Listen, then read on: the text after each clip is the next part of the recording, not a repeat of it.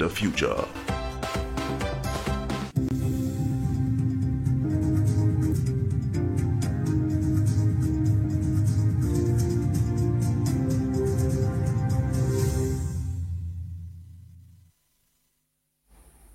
Greetings from our studio. You're welcome to today's edition of Prime News on My Major Prime. Thanks for your attention.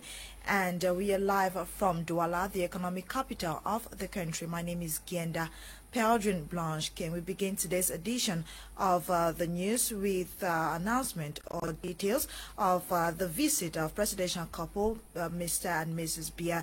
They are currently in Europe for a short stay and are accompanied by a delegation including the Minister Delegate of a Civil Cabinet at the Presidency. This visit is the first after over 21 months. Eileen Sama tells us more in the following report. President Paul Biya of the Republic of Cameroon and wife Mrs. Chantal Biya left the Simalen International Airport, Yaoundé, Sunday, July 11, 2021, for a short stay in Europe, as communicated in a press release by Samuel Mvondo Ayolo, Minister, Director of the Civil Cabinet, who also accompanied the presidential couple, alongside Rear Admiral Joseph Fuda, Special Advisor at the Presidency of the Republic, and Mr. Simon Pierre Bikele, Chief of State Protocol. At the Simalen Airport, the head of state was welcomed by the President of the Senate, Marcel Nyadjifenji, President of the National Assembly, Kavayege Jibril, and the Prime Minister, head of government, Joseph Diongute, among several other dignitaries. Before leaving the country, President Biya granted 3 audiences to the Prime Minister, the Secretary General of the Presidency of the Republic, Jean Kwete, and Minister Samuel Mvondo Ayolo, Director of the Civil Cabinet. Meanwhile, Mrs. Chantal Biya exchanged with wives of the close collaborators of the president. It is worth noting that President Biya has for 22 months not traveled out of the country, making it the first time the couple is stepping out of Cameroon since COVID-19 outbreak. The head of state and wife are expected to meet a protesting crowd at the Intercontinental Hotel in Switzerland upon arrival in Europe. At least 4 individuals have been confirmed dead following a fatal road accident which occurred at Bangante and Manju. Those are 2 road accidents actually. Both accidents occurred yesterday, Sunday, July 11, 2021. Yet another road accident blamed on the poor state of our road and reckless driving. From Quinta in the following report. 3 persons are reported to have died and 4 others hospitalized following an accident which occurred between Thonga and Bangante in the west region of Cameroon the evening of Sunday, July 11, 2021. According to reports, the accident involved 4 vehicles, a Carina, pickup, a bus, and another. Sources say one of the vehicles on board 6 persons collided with a pickup and 2 other vehicles crashed into them, killing 2 persons on the spot and 1 other died in hospital. The accident has been blamed on overspeeding, as witnesses say all vehicles involved were on top speed. Away from Bangante, another accident left a lady dead in Manjo, still in the west region of Cameroon, at about 5 p.m. on Sunday. Eyewitnesses say the lady on a motorcycle was violently hit by a pickup on top speed.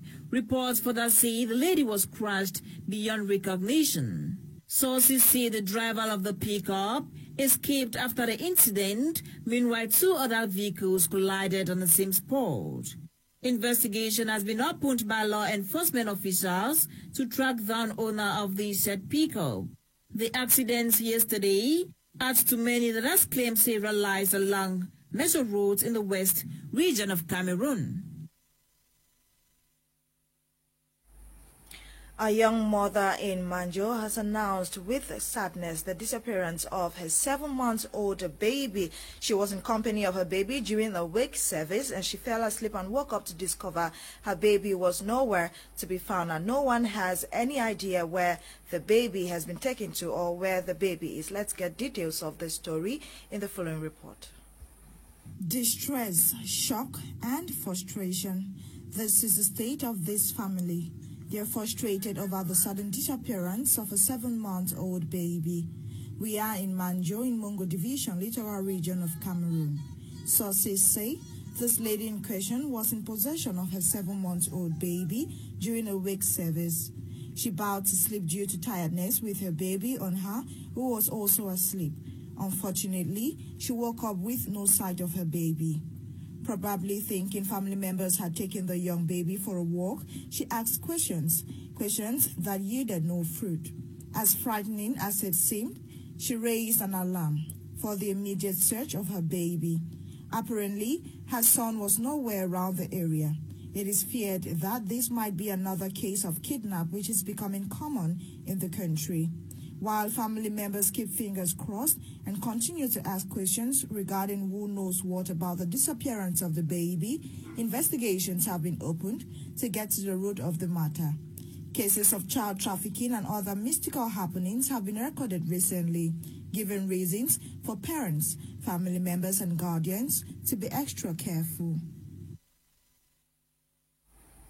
Security forces have presented to the public some alleged thieves who were involved in the displacement of bags of cement after an accident involving a truck. They are also accused of multiple acts threatening security in the West region. Nora Kakibi completes the story.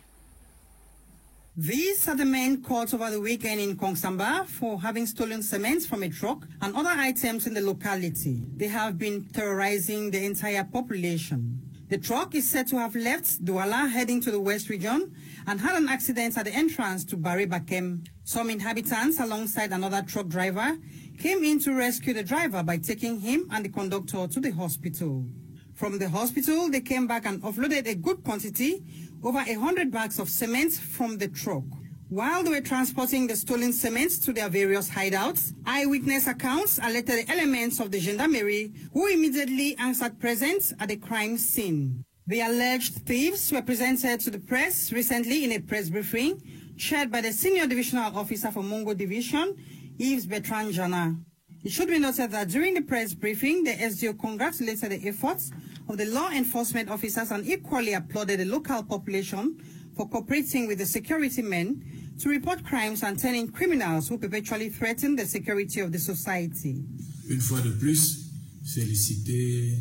Once more, I want to congratulate the forces of law and order, the gendarmerie, the police, and all the forces for the energy they have deployed for the security of our population in order to maintain law and order in our division. The men are currently under custody, gnashing their teeth while awaiting the hammer of justice to fall on them. Let's now talk about the Cameroon Inclusive Child Eye Health Hospital. The Presbyterian Pediatric Eye Hospital at Limbe has been inaugurated. The modern facility was inaugurated on July 10, 2021 by the moderator of the Presbyterian Church in Cameroon. The moderator says though the hospital is set aside for children, there is a general section to attend to the needs of the general public. Lasha Kingsley was there during the inaugural ceremony. He compiled the following. The Cameroon Inclusive Child Eye Health Hospital, the Presbyterian Pediatric Eye Hospital at Limbe, has been inaugurated. The modern facility was inaugurated July 10, 2021 by the moderator of the Presbyterian Church in Cameroon. We have crafted out this place basically for our children. I know in our African setting, children have never been given a place, and the Presbyterian Church in Cameroon wants to change the narrative and give a special place to children, a hospital set aside only for children. And as we heard in the different speeches, it is first of its kind in Cameroon and in sub-Saharan Africa. And we trust that people will come from all over to use the facilities of this place for the good of our children. And it's not only limited to children, but also to adults. So whoever has eye problems is free to come here for consultation. The moderator of the PCC says, though the hospital is set aside for children, there is also a general section that will serve the public. We also have a general section that will serve the public, because if you come with your eye problems, they will need to know the state of your system, your blood pressure, and other issues that are connected to eye issues. So a general section will also operate at this eye facility to give holistic healing to the people. The magnificent facility, worth close to 1 billion francs CFA, is the fruit of a partnership between the PCC and some strategic partners like Christian Blind Mission CBM. We supported the PCC with 1.5 million euro for this project. You can convert it to CFA by about close to 1 billion. The construction phase itself, this facility is worth about 650 million, of which CBM is putting 400. So the PCC has done a significant contribution financially to the facility that we are seeing. So we are expected to import equipment worth 200 million to support this facility. We are also sending all the staff who will be working here on training abroad. There are trainings worth from 5 to 10 million per staff. Presently, we have 2 or 3 already in Tanzania. There are others who will go to other places, India, Bangladesh, for training. So we have that phase for trainings. And then there is a phase for the community outreach, as you mentioned, where we will support the staff to go out to the communities, do screenings, and refer all the cases that have been identified, especially school screening for children. So basically, that is the package we are talking about. The country director of Christian Blind Mission, CBM, one of the main partners of the imposing facility, highlights the quality of the services the new hospital offers. These hospitals where they provide primary and secondary eye care services. Primary means you can only consult, have eye drops and glasses. Secondary, you can do surgery. So we had this in Bafoussam, Douala, Yaoundé. And the PCC, when this opportunity came, they said they wanted to extend these services to Limbe. So in Limbe, we used to have Acha Annex. I'm sure that's what you are referring to. There we are providing only the primary level services. So we are now expanding that unit to become not only secondary, but tertiary. Secondary because we will now be doing operations here, but tertiary because it becomes a subspecialty for children. You know, we always, with advances in eye health, we have come to know that children are having some conditions that were initially thought to be only existing in elderly people. But now, in the treatment, most of the times, children were treated like little adults, using the same kind of equipment, the same theater. So here what we are saying is that we will have units where you have, from the equipment, from the theater, everything will be adapted to children as, like you said, the standards that we have in the other parts of the world. The hospital in the days ahead will be fully equipped with the state-of-the-art equipment for ophthalmic care, with particular focus on children. In prelude to the inauguration, the hospital has already trained 20 GPs, 10 community pharmacists, 40 eye nurses, 40 midwives, 10 ophthalmologists on pediatric eye care, most of them coming from private and government hospitals, and field coordinators who are expected to go into the hinterlands where children with eye problems could be identified and brought to the hospital. We stay in the southwest region where some youths have been encouraged to invest in agriculture, considering it as a lucrative venture. This call was made during a 2-day youth agribusiness symposium organized by the Southwest Regional Delegation of Employment and Vocational Training. Details with Crise. Agriculture, it is often said, is the life wire of every economy. However, many youths continue to shy away from the profession. The lack of interest in agriculture by most youths accounts for the high rate of unemployment among the youths, given that the government sector is unable to absorb all youths into the public sector. In order to embolden youths to accept agriculture as a profitable venture, this maiden edition of Youth Agribusiness Caravan and Symposium was organized by the Southwest Regional Delegation of Vocational Training and Employment. We didn't just organize a caravan, we wanted the youths to have exposure, to get the best practices, to visit and see the best practices, listen to the stories of those who have made it and everything. And at the end of the day, I feel very, very impressed. It gives me even the impression that they are interested, but they need just a push. And this is just a push, and we'll continuously do that. It's just the beginning. Bringing together youths from various agri institutions, the main activity that characterized this agri caravan was different visits paid to large agri farms in the southwest region. At each farm, These youths were lectured on some best farming practices and how they can grow their farming businesses. There was last thing that really impacted me was the last phase of the caravan, of which we were being carried up at Bimbia to visit a plantation there, and I saw a plantation of 40 hectares, and I was really amazed that if somebody can go this far just to start up a business, that shows that what agriculture is really something to take. The most interesting farm that we went to was that of the redeemed farmers at Mutengene. It was a great experience getting to know that the founder of that farm started with just 24 chicks and today is an owner of 3 poultry farms carrying 2,000 chicks, and is also a producer of feed. The 2 days agri-business caravan culminated with a symposium. Meanwhile, some youth already engaged into farming as a profession were handed farm implements as a means to encourage them in the lucrative venture they have chosen. On this day, 1884, some German representatives in Cameroon signed a treaty with Costa or Douala chiefs or kings, granting Germans formal rights to claim possession of Douala or former Cameroons. The Germano-Douala Treaty gave right or conveyed the rights of sovereignty and legislation and management of Cameroons to the Germans. Let's now go down memory lane with Audrey Zatza. On July 12, 1884, in Cameroon, the Douala paramount kings Beryl and Akwa, as well as other Douala notables, signed a treaty termed the Germano-Douala Treaty.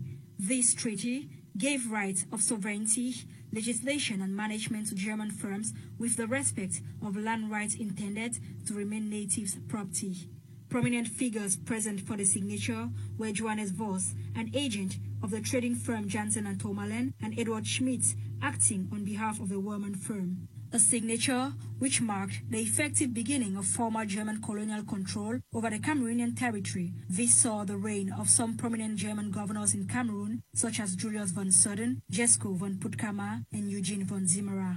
While the Germans took over Douala in 1884, the British were in Victoria in 1885, and after negotiations, Britain handed over Victoria and surrounding areas to France. Cameroon then became internationally recognized between 1911 and 1912 when the first map was drawn. However, the German colonial rule in Cameroon ended abruptly in 1916 when the territory was lost to the Anglo-French coalition during World War I. Thanks, Audrey Zatza, for that trip back in history. In sports, a football match to encourage young persons living with disabilities in Cameroon was played over the weekend under the theme, "You Can Also Be the Best." According to the organizers of this tournament, the aim is to promote social inclusion. Our reporter, Dolin Gonde, was part, and she compiled the following. As young as he is, the 12-year-old Cameroonian artist Changelin is already conscious of his social responsibilities. Moved by his empathic nature for humanity, Changelin, in his monthly routine of meeting the needs of the vulnerable, focuses this time around in promoting social inclusion and acceptance between himself, his peers, the autistic, and all the physically challenged kids from the Madi Life Foundation by organizing this football tournament amongst themselves. I organize this event because I want the children to have confidence in them and that they should not think that we don't need them. They should feel that they're important in the society.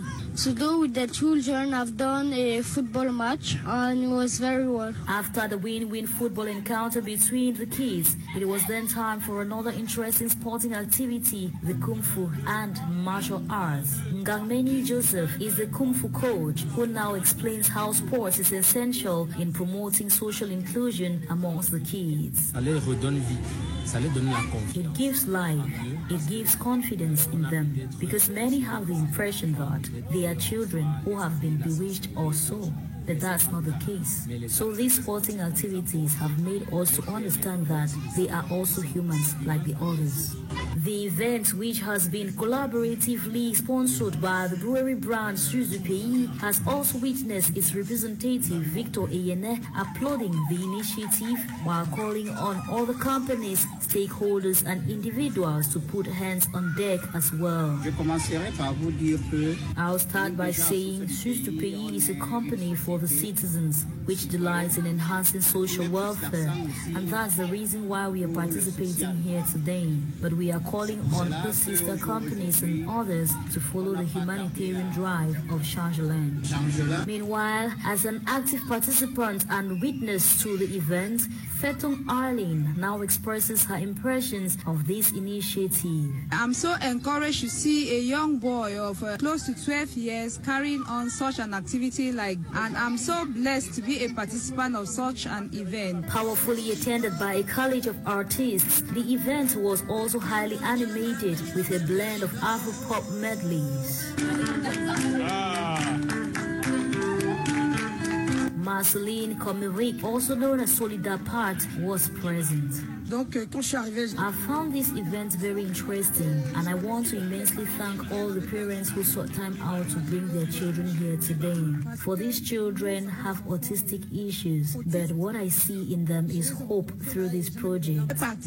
On her part, as the founder of the Madi Life Foundation, the daily challenges they face in containing the kids may warrant the support of well-wishers. You can get me to my OH number 699880335 or 673366020. Magdalene Cheese is the manager of Changeland, who is humbled by this initiative and now adds her humanitarian voice. Please join us together. Let's bring support. Let's bring hope and change to the mentally disordered. Let's bring hope and change to the less privileged. Before parting ways, the Madi Life ambassador Changeland further offered his new friends special gifts as souvenirs.